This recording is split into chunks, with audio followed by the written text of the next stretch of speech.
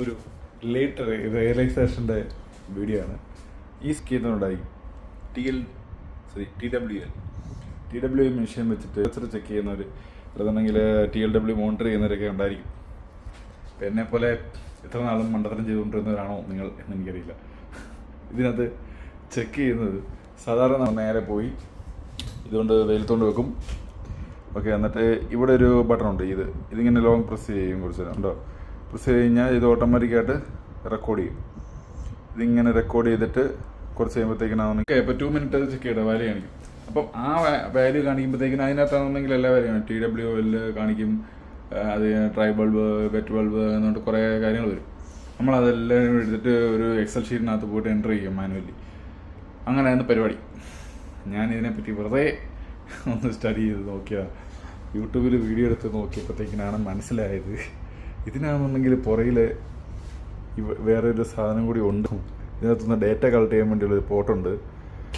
ഈ സാധനം നമ്മൾ ഈ TWL പ്രസ് ചെയ്ത് വെച്ചിട്ട് ഇത് റെക്കോർഡ് ചെയ്ത് കഴിഞ്ഞാൽ നമുക്കിത് മോണിറ്റർ ചെയ്യാൻ വേണ്ടി മാത്രമേ പറ്റുള്ളൂ. റെക്കോർഡാവില്ല. റെക്കോർഡിന് വേറെയാണ് പരിപാടി, വേറെ ബട്ടണാണ്. അത് കാണിച്ചു തരാം എങ്ങനെയാണെന്നുള്ളൂ. ഈ സാധനം ഒന്ന് കഴിയട്ടെ. ഇതിപ്പോൾ വരുന്നില്ലായിരുന്നു റെക്കോർഡിംഗ് ഫംഗ്ഷൻ. അപ്പോൾ അതിന് വരാത്തതിന് ഒരു റീസൺ ഉണ്ടായിരുന്നു. കാരണം വെച്ച് കഴിഞ്ഞാൽ ഇത് നമ്മൾ ഡേറ്റ കേബിൾ, ഇതിൻ്റെ ഒരു ഡേറ്റ കേബിളുണ്ട്. അത് സിസ്റ്റത്തിൽ കുത്തിയതിന് ശേഷമാണെന്നുണ്ടെങ്കിൽ അത് സിസ്റ്റത്തിനകത്ത് ഓപ്പൺ ആക്കിയ ഡ്രൈവ് ഓപ്പൺ ആക്കിയിട്ട് അത് കൺഫിഗർ ചെയ്യണമായിരുന്നു. നമ്മൾ അത് ഒരു സേവ് എന്ന് പറഞ്ഞിട്ടുള്ള ഓപ്ഷൻ ചെക്ക് ചെയ്യണം.